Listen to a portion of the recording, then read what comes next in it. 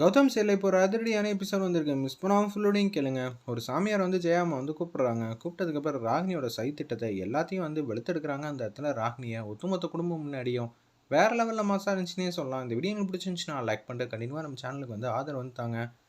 கௌதம் வந்து கண்டிப்பாக நடந்துக்கிறாங்க. இந்திரா கிட்ட என்ன நினச்சிக்கிட்டு இருக்க இந்திரா, எப்போ பார்த்தாலும் தனியாக தான் போயிட்டு இருக்க. முன்னாடியே அதே மாதிரி தான் பிரச்சனை இருக்கிற இடத்துக்கும் தனியாக போகாதன்னு சொல்கிறேன். இப்போ உனக்கு பின்னாடி ஏகப்பட்ட பேர் இருக்காங்க. அவங்கள்ட்ட எதுவும் இன்ஃபார்ம் பண்ணாமல் நீ மட்டும் போறியே, இதெல்லாம் சரியா? நான் வீட்டில் உனக்கு எப்படி வகையில் வந்து பிஸ்னஸ்லாம் ஹெல்ப் பண்ணணுமோ நான் உனக்கு ஹெல்ப் பண்ணுறேன்ல, அதே மாதிரி தான்ப்பா இதுவும் என்னோட கடமை.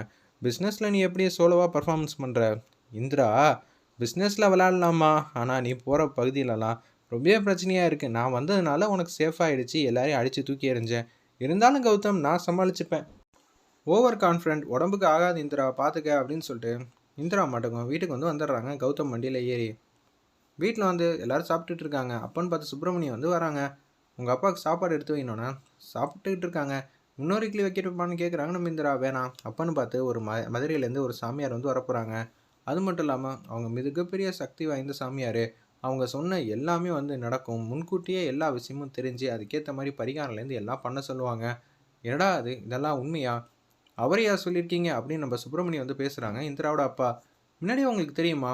ஆமாம், நம்ம குடும்பத்தில் இருக்கிற பிரச்சனையெல்லாம் வந்து அவர் ஈஸியாக வந்து கண்டுபிடிச்சி ஷார்ட் அவுட் பண்ணிடுவாங்க. என்னடா அது இப்படி பில்டப் கொடுக்குறாங்க? அப்படி யார் வரா என்ன வரான்னு நானும் பார்க்குறேன்.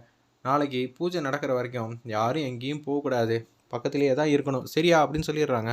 அந்த இடத்துல அப்பன்னு பார்த்து இந்திரா மட்டும் எப்போ நாள் நாளைக்கு லீவ் போட முடியும்? அதுக்கெல்லாம் பாசிபிளே இல்லைங்கிற மாதிரி தான் யோசிக்கிறாங்க. அந்த இடத்துல அத்தை, பூஜைக்கு தேவையான சாமான் எல்லாத்தையும் நான் எடுத்து வைக்கிறேன்னு காவியா வந்து சொல்கிறாங்க. வேணாம் வேணாம், நீங்களாம் எடுத்து வச்சா சொதப்பிடுவீங்க.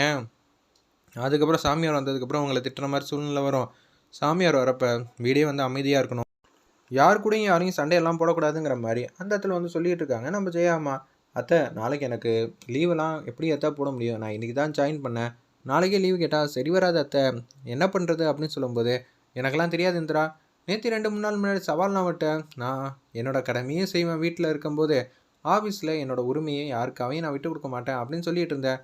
பேச்சில் எல்லாமே வந்து பேசலாமா, செயல்னு வந்துட்டா ஜகா வாங்குற பற்றியா அப்படின்னு சொல்லி பேசுகிறாங்க. அந்த இடத்துல நம்ம ஜெயாமா, நீ வந்து என்ன பண்ணியோ எது பண்ணியோ எனக்கு தெரியாது இந்திரா, நாளைக்கு நீ வீட்டில் தான் இருக்கணும், அதுக்கேற்ற மாதிரி உன்னோட வேலையில் லீவ் போட்டாலும் சரி பெர்மிஷன் வாங்கினாலும் சரி.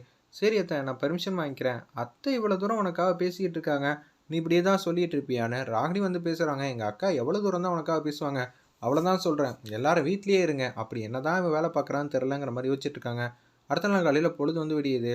கௌதமும் கௌதமோட அப்பா ராமச்சந்திரனும் பிஸ்னஸ் சம்மந்தமாக வந்து வெளியில் வந்து போயிருக்காங்க. ராமச்சந்திரன் வேறு வீட்டில் இல்லைடா, யாரும் வந்து யார் கூடயும் சண்டையெல்லாம் போடக்கூடாது சரியா அப்படின்னு சொல்லும்போது அமைதியாக வந்து இருக்காங்க. அந்த இடத்துல சாமியார் வந்து பூச்சியெல்லாம் பண்ணிகிட்டு இருக்காங்க. சாமியார் எப்போதும் வந்து யார் வீட்டுக்கும் வர மாட்டாங்க, உங்கள் வீட்டுக்கு வராங்கன்னா இது எல்லாம் உங்களோட வரோம் அப்படின்னு சொல்லிட்டு இருக்காங்க. அந்த இடத்துல காவியா மட்டும் குழந்தைய பார்க்கலான்னு சொல்லிட்டு அந்த இடத்துல வந்து குடுக்குன்னு வந்து குழந்தைய பார்க்குறதுக்காக போகிறாங்க. உங்கள் மூத்த மருமக இருக்காங்களா அப்படின்னு சொல்லி கேட்குறாங்க. அவங்க வெளியில் போயிருக்காங்க. காவியா எங்கடா, இளைய மருமகாவா தானே அப்படின்னு சொல்லி கேட்கும்போது, அப்போன்னு பார்த்து ஆமாம் குழந்தைய பார்க்கலான்னு போயிருக்கா அப்படின்னு சொல்லிடுறாங்க. அந்த இடத்துல நம்ம கதிர், என்னடா எப்போ பார்த்தாலும் இப்படி சொதப்புறா, எதுவாக இருந்தாலும் இப்போ இந்திரா தான் இருக்கா, இந்திராக்கே முதல் மரியாதை கொடுங்கன்னொன்னே இந்திராவுக்கு முதல் மரியாதைலாம் கொடுத்து முடிச்சிடுறாங்க. அந்த இடத்துல காவியா எங்கே போனேன் அப்படின்னு சொல்லி சாமியார் முன்னாடி சத்தம் போடுறாங்க. அந்த இடத்துல கதிர், இல்லைங்க பாப்பா தனியாக இருந்துச்சா, அதான் பாப்பாவையும் கூட்டிகிட்டு வந்து இங்கே உட்காந்துக்கலாம் தான் கூட்டிகிட்டு போனேன். சரி சரி என்னமோ பண்ணு, இது சத்தம் போடாமல் இருறா அப்படின்னு சொல்லும்போது பூஜை பண்ணிகிட்டு இருக்காங்க. நீங்கள் எங்கள் வீட்டுக்கு வந்ததுக்கு நாங்கள் ரொம்ப சந்தோஷமாக இருக்கோம். ஏன்னா யாருக்கும் வந்து நீங்கள் இது மாதிரிலாம் ஈஸியாக வீட்டுக்கு வந்தெல்லாம் பூஜை பண்ண மாட்டீங்களே. நீங்கள் சொன்னது கரெக்டான பேச்சு தான். ஆனால் நான் இங்கே வந்ததுக்கு என் அப்பன் முருகன் தான் காரணம். முருகர் தான் இந்த வீட்டுக்கு போன்னு சொன்னாங்க. எங்கள் வீடு இப்போ சரியில்லை சாமி, எல்லா பிரச்சனையும் வந்துக்கிட்டே இருக்குது, அதை நீங்கள் தான் வந்து தீர்த்து வைக்கணும். கூடிய சீக்கிரம் ஒரு முடிச்சு அவர போகுது, அதுக்கு எல்லோரும் காத்துட்ருங்க அப்படின்னு சொல்லும்போது, எனக்கு 4 பசங்க இருக்காங்க, 4 பசங்களுக்கு கல்யாணம் ஆயிடுச்சு. ஆனால் வாரிசுன்னு வந்துச்சுன்னு பார்த்தீங்கன்னா இல்லை, எவ்வளோ நாள் தள்ளி போகுதுன்னு எனக்கும் தெரில. காவியாவுக்கு இது மாதிரி ஆச்சு அப்படின்னு சொல்லும்போது, இல்லை இல்லை நான் நல்லா தான் இருக்கேன், என் பாப்பாவும் நல்லா தான் இருக்குது அப்படின்னு சொல்லிடுறாங்க. அந்த இடத்துல அவருக்கு எல்லாமே வந்து முன்கூட்டியே வந்து தெரிஞ்சிருது. காவியா கையில் இருக்கிறது அவங்களோட பொருள்னு அவங்களுக்கு நல்லாவே தெரியுது போல இருக்குது. இந்த வீட்டோட பேர குழந்தையே வந்து காவியாவோட தானே. சரி சரி பார்த்துக்கலாம், இப்போதைக்கு இந்த விஷயம்லாம் சொல்லக்கூடாது, சொன்னால் ராகினி மூலிமா பிரச்சனை வருங்கிற மாதிரி தான் யோசிக்கிறாங்க. அப்போன்னு பார்த்து கூடிய சீக்கிரம் இந்த குழந்தை பற்றின உள்ள முடிச்சலாம் அவர போகுது அப்படின்னு சொல்லும்போது ராகினி வந்து பேசுகிறாங்க. என்ன சாமிஜி இப்படி காமெடி பண்ணிட்டு இருக்கீங்களே, இதுவே எங்களோடது கிடையாது, எங்கே கொண்டு போய் விடுறதுனே தெரில, அப்படி இருக்க சுச்சுவேஷனில் நீங்கள் இது மாதிரி பண்ணிட்டு இருக்கீங்களே அப்படின்னு சொல்லி காமெடியாக பேசணுன்னா கடுப்பாயிட்டாங்க அந்த இடத்துல. நம்ம சாமியார் ராகினி முகத்திலேயே வந்து கிளிக்க ஆரம்பிச்சிடுறாங்க.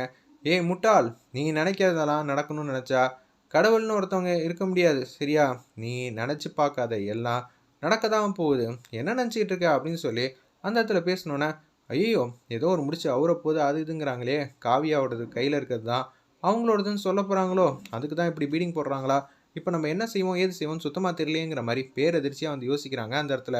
ஒரு பக்கம் உச்சக்கட்ட கோவத்தில் வந்து இருக்காங்க நம்ம ராகினி. என்னடா அது எல்லா முடிச்சும் வந்து இப்பயே அவுத்து விட்டாங்கன்னா அப்புறம் என்ன பண்ணுறது ஒன்றும் புரியலையேங்கிற மாதிரி தடுமாற்றத்தில் வந்து இருக்காங்க.